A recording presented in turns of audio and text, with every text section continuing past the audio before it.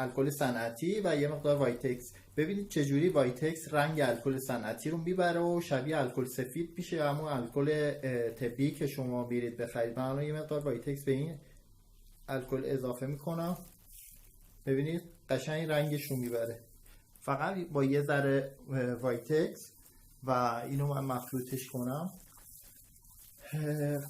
یکم بمونه، قشنگ رنگش رو میبره و عین همون الکل سفیدی میشه که شما میرید میگیرید. صنعتی برای پوست، برای چشم خیلی خطرناکه، حتی ممکنه آدم رو کور بکنه.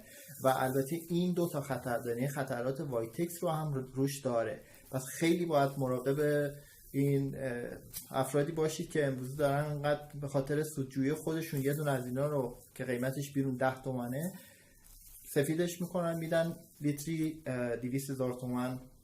ماسک صورت رو میان یه لیبل روش میچسبونن، همون ماسک صورت فقط لیبل روش میچسبونن به عنوان مواد ضد عفونی کننده دست به شما میفروشن. واقعا باعث تاسفه، یعنی باید از دست این مردم به کرونا پناه ببریم، چون کرونا واقعا یه طول درمان 1-2 هفته‌ای داره، خوب میشه. حالا به 2% هم کسایی که به هر حال ضعف بدنی یا مشکلات سیستم ایمنی بدن دارن اونا به مشکل میخورن.